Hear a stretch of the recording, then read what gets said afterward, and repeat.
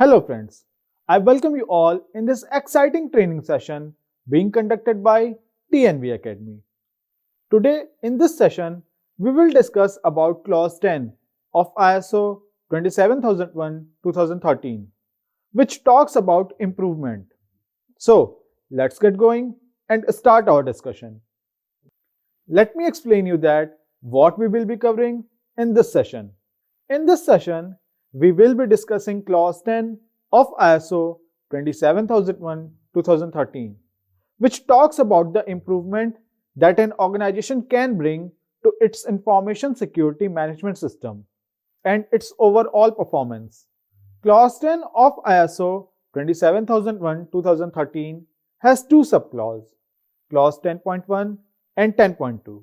In this session, we will be discussing subclause 10.1 as well along with clause 10 of ISO 27001-2013.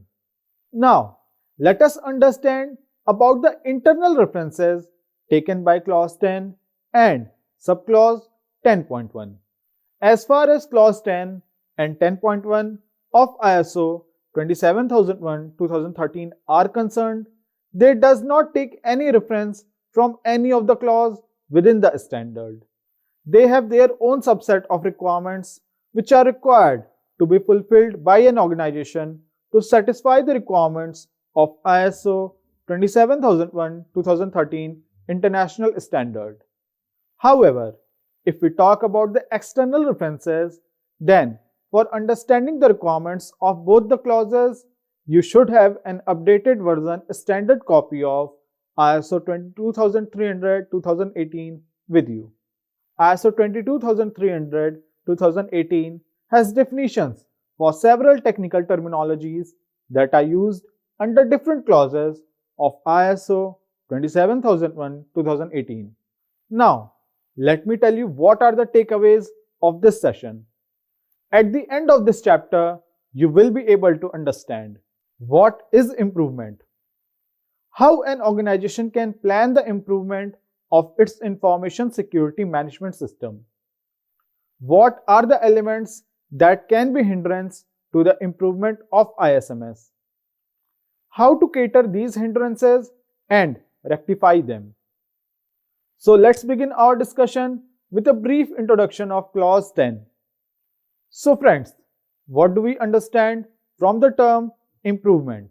In simple terms, we can say that improvement is an action or process to make something better than before. It can be addition or change done to add more value to an existing state of an entity or element. For example, if people within an organization can multitask, they can meet the deadlines by managing their time and can be more productive at their work. Thus, it means they improved on their efficiency than before by multitasking. If we talk about improvement in relation to ISO 27001-2013, then we can say that Information Security Management System Standard, as its requirements demands that an organization should regularly try to enhance its existing information security procedures. An organization should try and find out ways to rectify the issues which are causing roadblocks for its information security improvements. A definite way to achieve this is to identify the areas which are lacking behind from their intended outcomes and the root causes because of which they are not able to achieve what they are desired to achieve.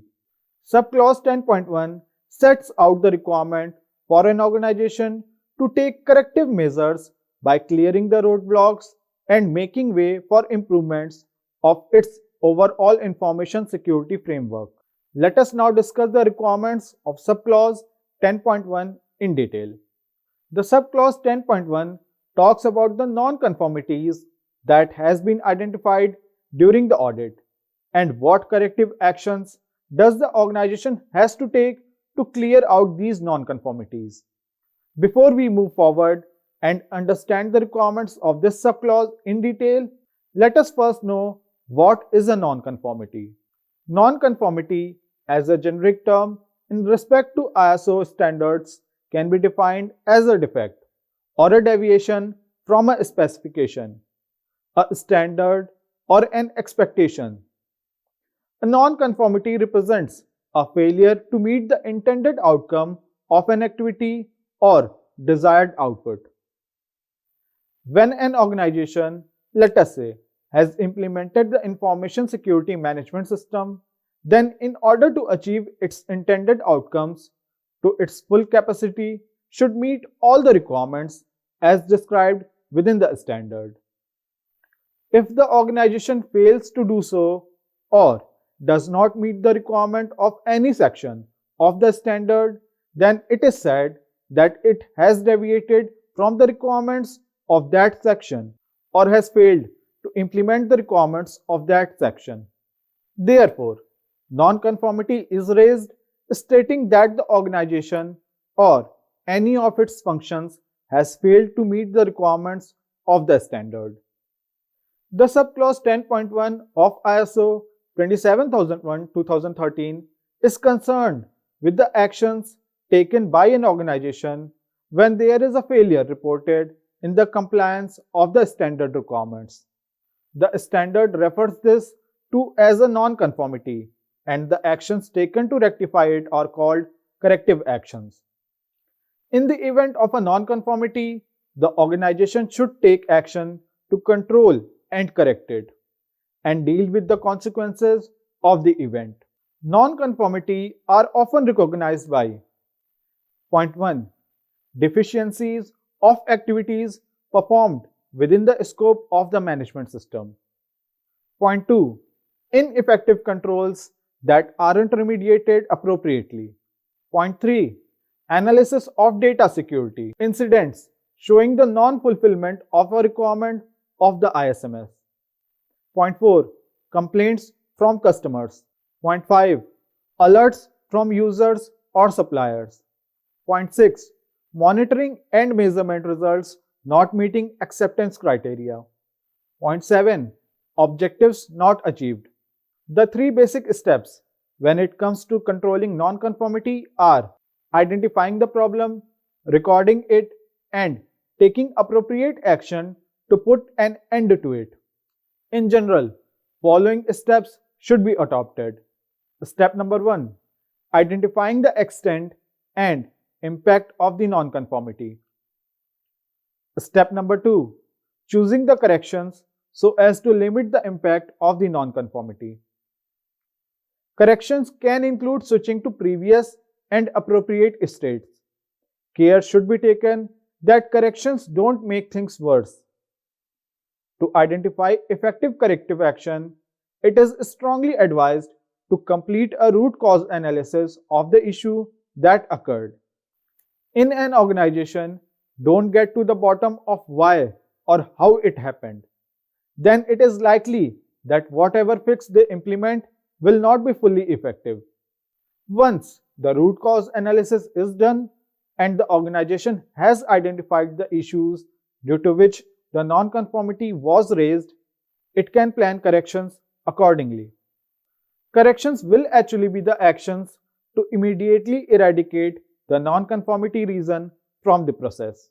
Once the corrections to be has been identified, the organization should point 1. Communicate with relevant personnel to make sure that corrections are carried out. Point 2. Complete corrections as decided. Point 3. Monitor things to make sure that corrections have had the intended effect and haven't produced unintended side effects. Point 4. Act further to correct the nonconformity if it's still not remediated. Point 5. Communicate with other relevant interested parties as appropriate. However, corrections alone won't necessarily prevent reoccurrence of the nonconformity. The organization has to take corrective actions which ensures that the same nonconformity does not occur again within the process. The organization then, as a final procedure, should take the following steps. Step number 1. The organization needs to decide if there is a requirement to hold out a corrective action in accordance with established criteria. For example, impact of the nonconformity, repetitiveness.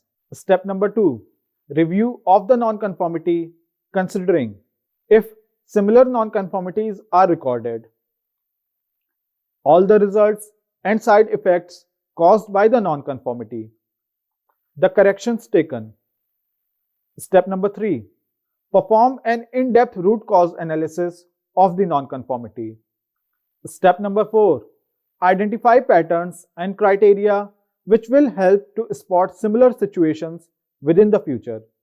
Point number 5, perform an analysis of potential consequences on the ISMS, considering whether similar nonconformities exist in other areas. For example, by using the patterns and criteria found during the cause analysis. Step number 6, determine actions needed to correct the cause, evaluating if they are proportionate to the results and impact of the nonconformity, and checking for any potential side effects which can cause other nonconformities or significant new information security risks. Step number 7, to plan the corrective actions, giving them priority, if possible, to areas where there are higher likelihood of reoccurrence and more significant consequences of the nonconformity. Step number 8, implement the corrective actions consistent with the plan. Step number 9, finally, to assess the corrective actions to work out whether or not they have actually handled the explanation for the nonconformity and whether it has prevented nonconformities from occurring. This assessment should be impartial, evidence-based, and documented. It should even be communicated to the acceptable roles and stakeholders. Friends, I hope you are clear with the requirements of subclause 10.1. Let's move on and discuss the other important components of this subclause. So now, we will learn about the mandatory documents that an organization has to maintain while meeting the requirements of subclause 10.1. As far as subclause 10.1 of ISO 27001:2013 is concerned, it asks the organization to retain documented information on point 1, the nature of the nonconformities and any subsequent actions taken, and point 2, the results of any corrective action. Now let us learn about how you can practice writing nonconformity for subclause 10.1 through the AFAR report shown on your screen.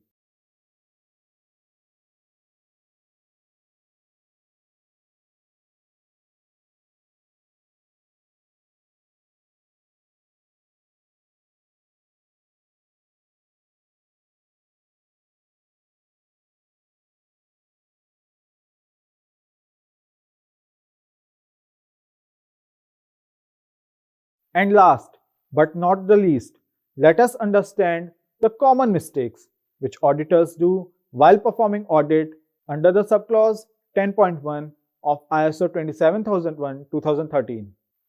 Mistake number 1. Auditors ask irrelevant questions for the organization which does not relate with the organization to be audited. Mistake number 2.